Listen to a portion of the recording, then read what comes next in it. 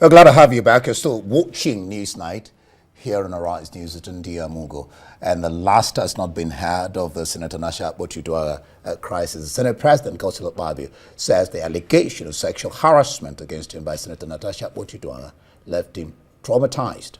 Akpabio, who bared his feelings while speaking at an event to commemorate International Women's Day, said he was merely her latest victim, saying previous allegations by Natasha against her other victims had turned out to be false.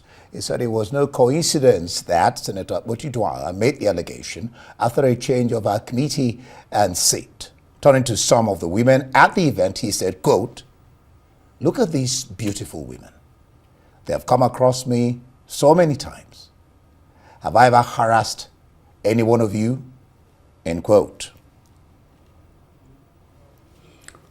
Well, the twists and turns and the face-off between Senator Natasha Akpabio and the Senate President Godswill Akpabio, culminating in Akpabio's suspension for 6 months by the Senate, is continuing to generate reactions.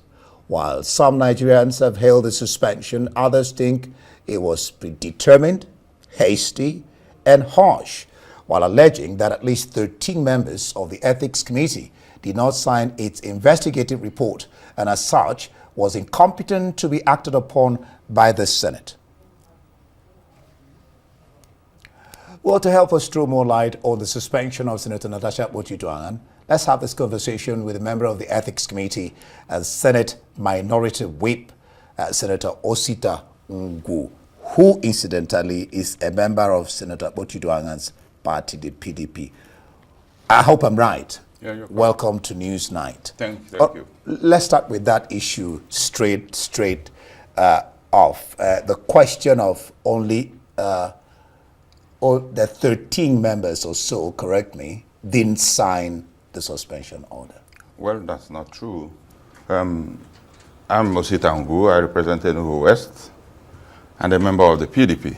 I think if you give me an opportunity, let me first of all congratulate Nigerian women.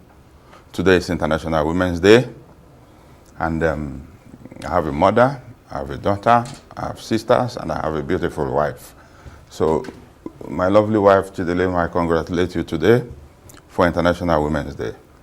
And also, let me also sympathize with the Senate, who has been dragged down for almost 3 weeks now for issues that are avoidable.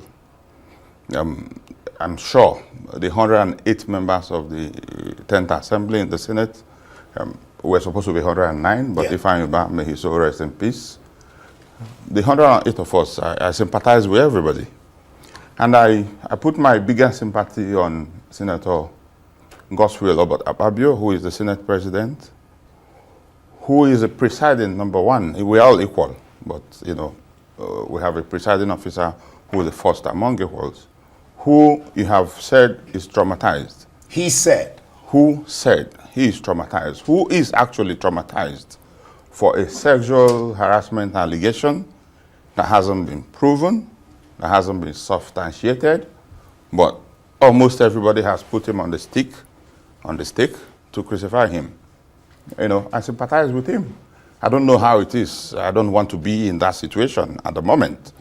I also sympathize with Senator Natasha Akpabio, who has brought this onto everybody, who I also feel, without trying to play down on her allegations, but for whatever it takes, who has the duty and the burden to prove the allegations he has made. Yeah. I sympathize with her. But most importantly, I sympathize with Nigerians who have not had the opportunity to talk about the money bill that we just passed, that the president has assented to, the 2025 Appropriation Act that nobody is discussing at the moment. I also sympathize with Nigerians that the tax bills that are before the National Assembly, the House of Representatives is a bicameral system. The House of Representatives are on retreat, debating the tax bill. The senators are on retreat, debating the tax bill. Yeah, but here we're talking now. Yes, I'm saying that I sympathize with them because these important national issues have been put behind. Overshadowed by an issue which I don't want to trivialize. But it's important that we know that important national issues have been left behind. So should the 13 have signed? Should this order have been carried out? Okay. Of Let me months? address the issue of the Committee on Ethic, Privileges and Public Petitions that you raised. It is not true that 13 signed. Not every member of the Senate belongs to the Ethic, Privilege and Public Petitions Committee. If you check the list that is trending online, it's just page 1. There's a second page to that. So we have 31 members of the committee. And in these 31 members of the Ethics and Privileges Committee, 19 of them signed. Only 11 didn't sign. And the meeting, I was in the meeting, and the quorum was formed. And I can also tell you without fear of contradiction that the 11 that didn't sign were not in the National Assembly on that day. We didn't attend the sitting, whether they are not there or not. Number 4 on the list is Senator Ngwu, who I am sure is out of the country. And some of them, if you listen to what Senator Dixon wrote on his page, that he was not available on that date. So every member of the committee that attended that sitting signed. Only the people who were not there didn't sign. So it's not correct that 13 persons signed. 19 signed out of 31. And everybody who sat on that sitting signed.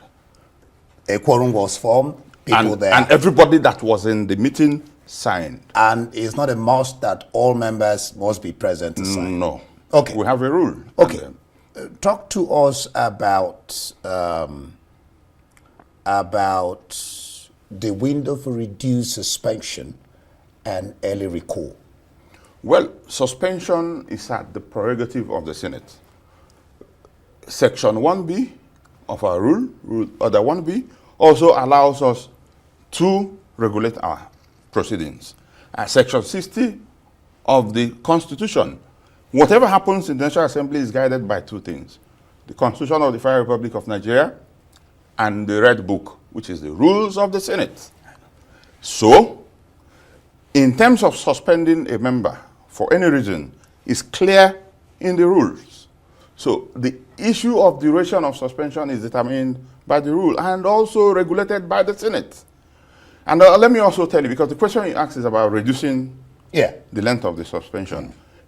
If you check the proceeding of that day on Thursday when Senator Natasha, a distinguished colleague from my own party, we made a case. The minority leader, when he spoke on behalf of the minority caucus, and especially on behalf of the minority leadership, which I am a member.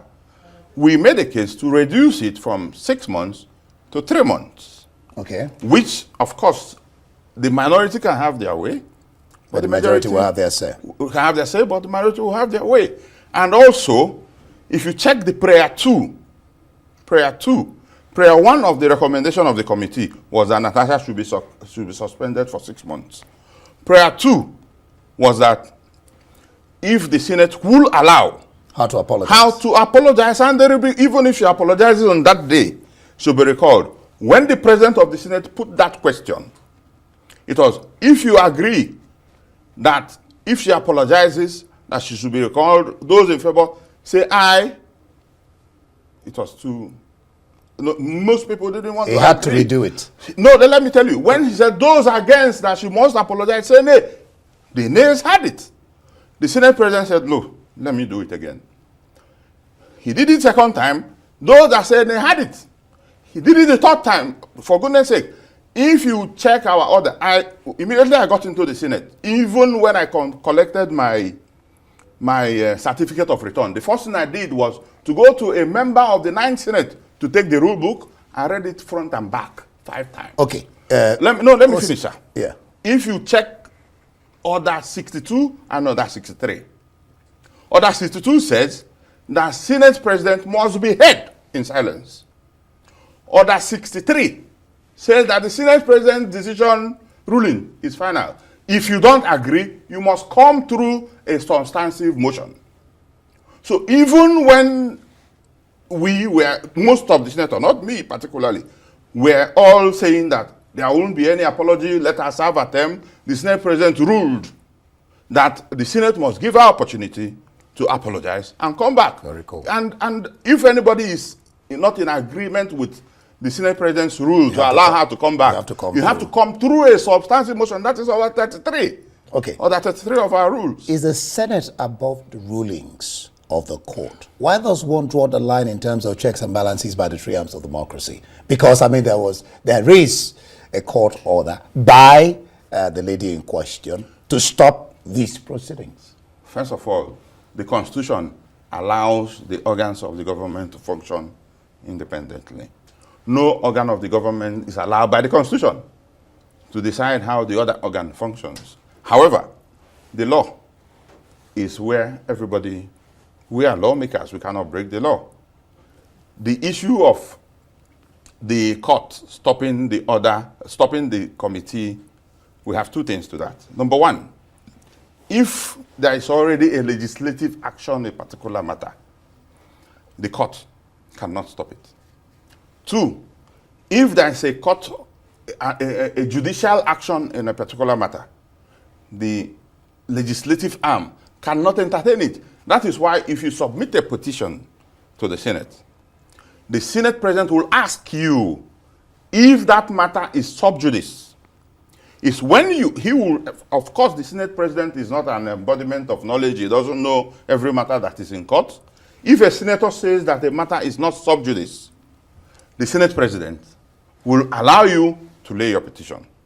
But if it is sub judice, you cannot lay that petition. So in this matter, if a matter is sub judice, we cannot entertain it. So each arms of government are allowed to function independently. So then also, on the matter of this Committee on Ethics and Privileges and Public Petitions, we didn't receive any even court order. Okay, there was no court order served on, we didn't receive them, we just sat normally. And on that day, it was announced that the Senate, in our order paper, committee meetings are listed at the back of the order paper, so that every committee knows when they are supposed to meet, the meeting room number, the time and everything. So there was no court order. We just came, we sat, and everybody, about 19 of us sat, deliberated for 3 hours on this matter, and a decision was taken. Okay. And everybody who attended, not even a single person. Okay, so the Ethics Committee, just for clearance of doubt, never received any court order? No. All right, fine. Just these 2 questions briefly, because we don't have any time. One, what's your position doing to help such a member like Natasha, who is facing this? And then finally, how about the attack on Ireti? Just briefly. Okay. Maybe I'll answer the Ireti on before I go to Natasha. Ireti Kingibe is a member of the Labour Party. Remember also the chairman of Ethics and Privilege and Public is a member of the Labour Party. Ireti, if there's any senator who has stood by Natasha more than anybody, it's Ireti. So even when I look at the social media and people are attacking Ireti, I'm like, how? Because Ireti stood by Natasha, standing by Natasha till today. Ireti is a member of the Ethics Committee, and she is not the Ethics Committee. When this issue started on the 20th, this issue, this matter shouldn't have degenerated to the point it has because a mere seat change or committee change. Let me also tell you, I wish we have time. I was Senate Committee Chairman on Solid Mineral. I was Senate Committee Chairman, Deputy Chairman on Drugs and Narcotics. I was changed from Drugs and Narcotics to Niger Delta. Within 1 month, I was changed from Niger Delta to FCT 3 times within 2 months. And I never complained. Ireti was not a chairman of a committee. Senator Idiat, former deputy governor of Lagos State, was Senate Committee chairman on SDG. And she was changed to humanitarian. And she has never had any issue about that. In issue of seat change, everybody in that Senate, maybe apart from the Senate President, apart from deputy chairman who has permanent seat, 80% of senators have had their seats changed. And I said to myself, if there was no seat change, would we be in a situation where we are today, where we are dragged everywhere? I've not answered all your questions. Let me come to Ireti back. Ireti Kingibe has stood by Natasha more than anybody. She, even when this matter started, has been calling Senator Natasha to try to see how she can mediate and find a solution. Because one thing clear about Natasha's suspension is about the rules. We have rules. Natasha broke rule 6.1, 6.2, 6.9, 55.1, 62, 63, 44, 47. So if there's anybody who has stood by her, it's Senator Ireti Kingibe, who is a woman as old as my mother, who is compassionate. So everybody attacking her is misguided. Okay, let me just... Then on the issue of what we have done as a minority caucus to protect Senator Natasha, let me also tell you, on Wednesday, 5th of March, we called a meeting of the minority. Everybody. Everybody. And it was announced at the floor of the Senate.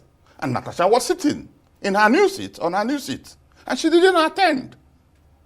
She didn't come. And when we sat, we said, we cannot allow our own person to go into this challenge because we know the rule.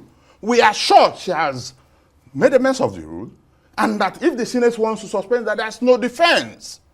So we said, let us bring her. I said, let us bring 10 people, 5 people. Go and bring her. Let us solve the problem. She didn't even attend. Then we set up a committee. And that committee, let us find a solution. And the committee is struggling to meet her. All right. And also, when we were in the plenary, when the report of the committee, because the minority caucus meeting cannot stop the action of the Senate. We can have our meeting, decide what we want to do, but we cannot determine how the Senate is run. No, you can't. Now, when we came into the meeting, into the plenary, we sat and we saw, after the report, we said, let us put our heads together and see how we can plead with the Senate to reduce that suspension. I think when we were pleading to reduce that suspension, the truth is that the majority, nobody wanted to support the leadership of the minority. They said no. We'll just leave it there. Sorry, we don't.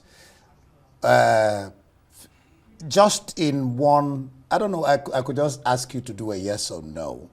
On the sexual allegation, will the President of the Senate recuse himself? For what? On the sexual allegation, if there's investigation, will he recuse himself? I think you're, maybe because of time, because I will have spoken a little bit. Let me tell you, no. Okay, no. He won't recuse himself. Thank you so much, Senator Osita Ngwu, Senate Minority Whip, 10th Senate, member of the Ethics Committee, for being here to throw light on this issue.